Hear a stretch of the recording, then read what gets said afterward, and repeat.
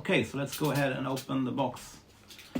So as usual, Audio Pro has two boxes. They have one outer box, sort of protecting the inner box. So I assume that's for during transport. So that's good, I guess.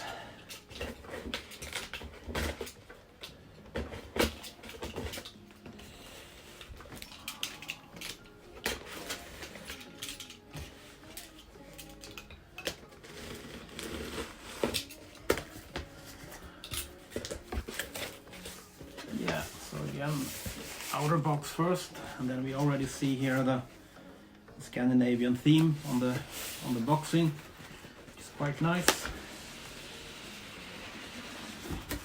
So there we go. So yeah, let's flip this over. Yeah, again, Scandinavian theme on the top, and then we have the C10 Mark II here on both sides. And yeah, already here we get an indication of the features like multi-room through Audio Pro's own multi-room system, and then of course Apple Home and Google Home. And yeah, basically what we discussed before in the previous video here. So yeah, let's open this.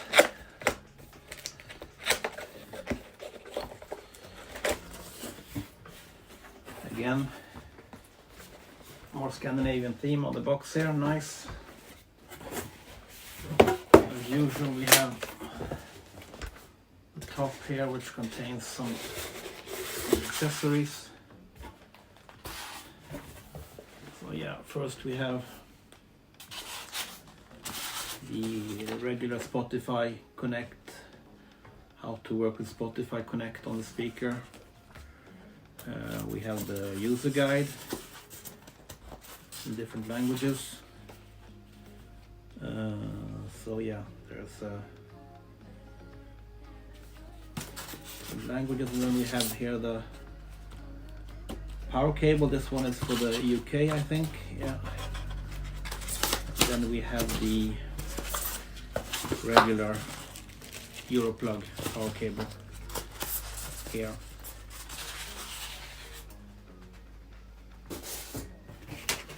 Then we have the speaker. Let's take this out. So now we don't have the handle, so it can be a bit tricky to get the speaker out of the box, but here we go.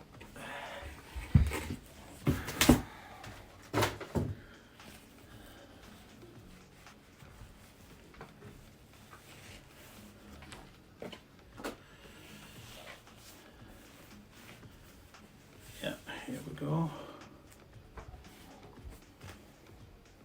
Hi and welcome. Today I thought we'd take a look at the new Audio Pro C10 Mark II, which replaces the current and previous C10 Mark I. Well, it's just called C10 multi-room speaker from Audio Pro.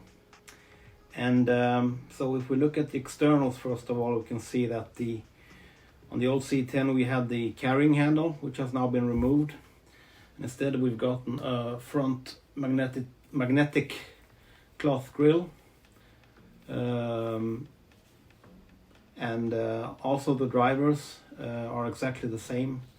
The amplifier is exactly the same specification, although the tweeter grills here are now flat to accommodate the new grill. Also externally we can see that well, the speaker is actually slightly also deeper due to the front grille, but it's otherwise they're exactly the same dimensions. If we then look on the top, we can see here that apart from the handle being removed, we now also have instead a couple of new buttons. We have two additional preset buttons, which means we can store different applications within the Audio Pro app, for example TuneIn or Spotify.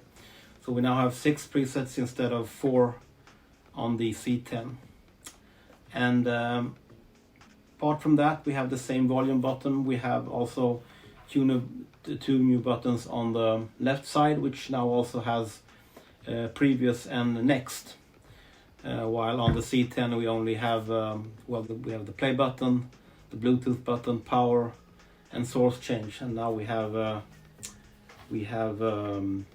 power button, Bluetooth, play, pause, next, previous, and change input.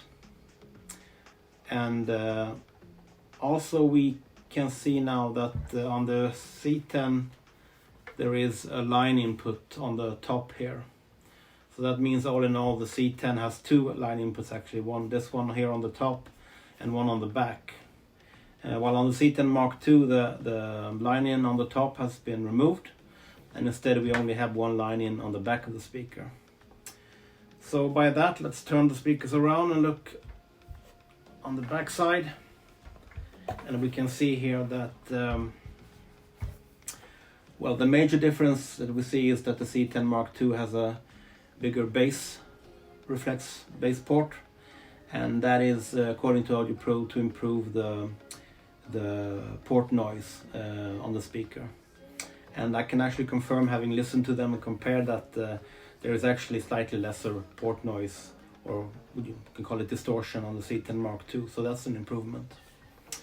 And then we also see here that we have here the line input now, which we previously also had on the Mark I. But we can also see that the Mark I had network input, and yeah, the Ethernet port, and also so that Ethernet port has been removed on the C10 Mark II. Also we have this USB port here, which could actually be used for charging, for example, your mobile phone. That port is still existing here, but now it's not for charging, it's only for service intentions at Audio Pro apparently. So that has been removed also on the Mark II. And then we have here the Wi-Fi play and input play button, which we could shift between. And that actually meant that when we use the Wi-Fi play button, that means that we will get similar sound without delay in all the speakers in the group, except if we would use the line input on the speaker, then we will have a slight delay on the speakers that are out in the network. So it's about the delay of half a second approximately. So that meant that if you don't want to have that delay to the speaker, if you want to have a one-to-one sound, for example, if you're watching, if you're using the speaker to watch TV, for example, you could then choose the input play, and that means that you will have sound on the main speaker without any delay, and the other speakers, the slaves in your group, will be shut off, so you won't hear them. So you can choose between having exactly no delay using the input play, or you choose Wi-Fi play, and then when you use the internal apps in the Audio Pro application, for example Spotify, TuneIn, etc., you get sound in all the speakers without delay. But when you choose to play from the line input, either from the top of the speaker or the line input on the back, you will then get a little bit delay on the rest of the speaker. So maybe you can live with that, maybe not.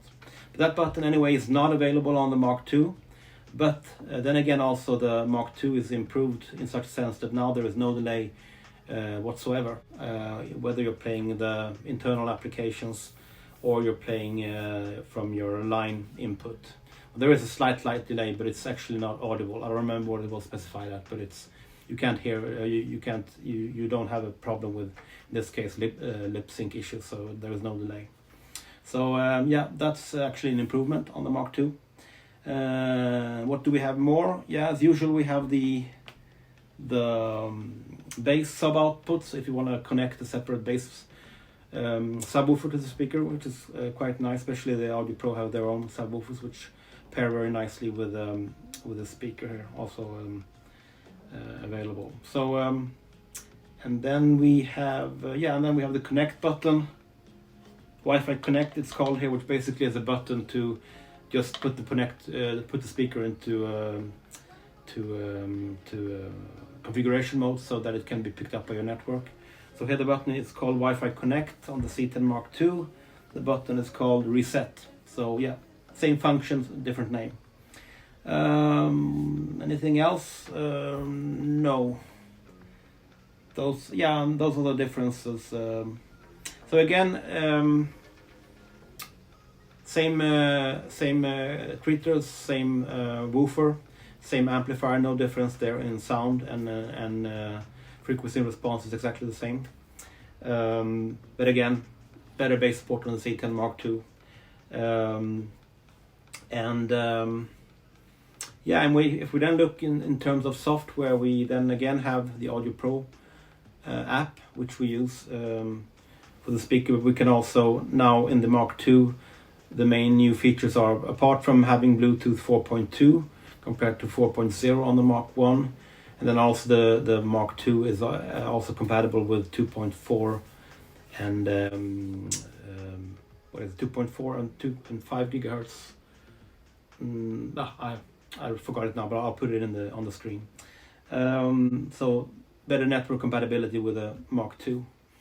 But maybe the biggest differences here in terms of software compatibility is that the Mark II now has AirPlay 2 compatibility, and what that means is that you can now use the AirPlay 2 functions, which mainly are you can create your own speaker groups within the AirPlay functionality.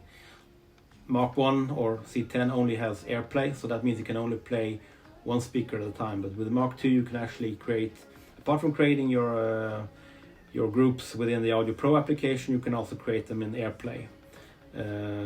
So if you have devices that are AirPlay 2 compatible, you can group them together with the C10 Mark II. The only downside with AirPlay 2, I would say, is that you cannot create a real stereo pair, meaning you can set up two speakers to play left and right channel to get real channel separation. You cannot do that, so the AirPlay 2 plays back the speaker in its sort of stereo mode left right, so that means that you get sort of, if you have two speakers, you don't get real stereo separation. But that you can do in the Audio Pro application. You can set up two speakers as the left and right, then you get true stereo separation. And that also hands us over to Google Cast, which also is new on the Mark II. So now we can also, now the speaker has Chromecast built in, so that means that we can access all the Google Home functionality and all those applications and create groups within the Google Home app to sort of complete the Audio Pro app. I've tried both and they both work nicely, but depending on what you prefer, if you sort of have already a Google Home set up, maybe you want to continue having the speaker in that sort of type of setup. Otherwise, I think that the Audio Pro app works really nice to setting up different groups of speakers. However, a nice feature that the Google Home app has is that you can actually create also their stereo pair of speakers, left and right. It's slightly different setup in the Google Home app, but it's really simple. It just asks you which speaker is left channel, which is right, and then they pair them.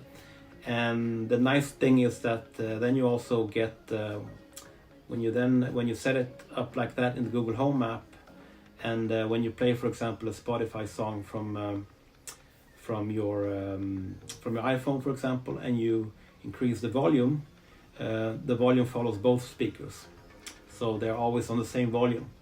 If you have that set up within the Audio Pro app, like a stereo pair, and you go in and choose that to play that pair of speakers, and you change the volume, only one speaker will follow up and down. So that means you will get a volume on, you will not get the same volume on the same speaker. So again, you can go into the Audio Pro app and just reset the volume, and then pull up the main volume bar, and then both speakers are aligned volume wise. But when you then change the volume, it only affects one speaker. In the Google Home app, when you set up the speakers there, when you change volume, it always follows both the speakers. So that's, I would say, if you are into stereo playback like I do, in one of my rooms I have two C10 Mark II set up as a stereo pair, which work really nicely, then I never need to worry about the volume being unbalanced. It's always the same volume in both the speakers in the stereo setup.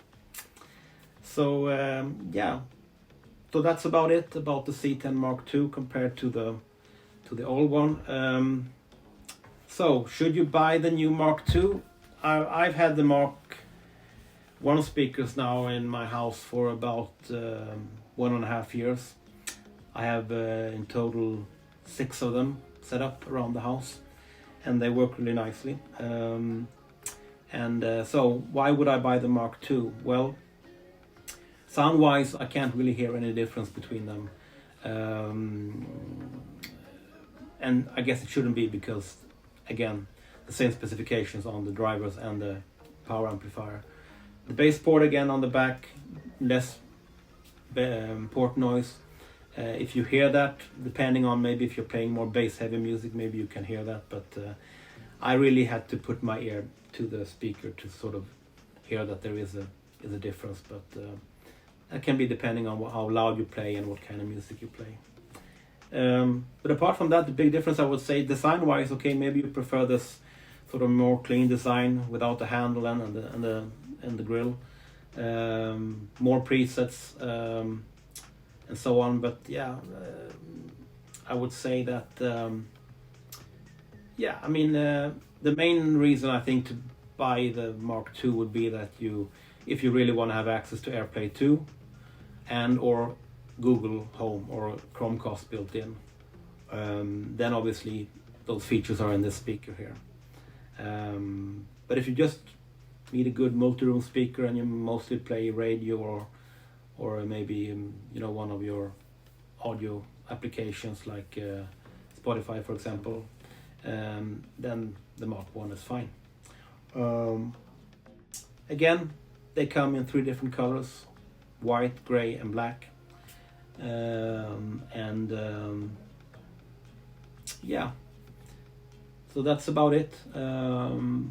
Go to the website audiopro.com to find out more about the speakers. Yeah, hope this video helps in your quest to decide which speaker to go for. Thanks, bye.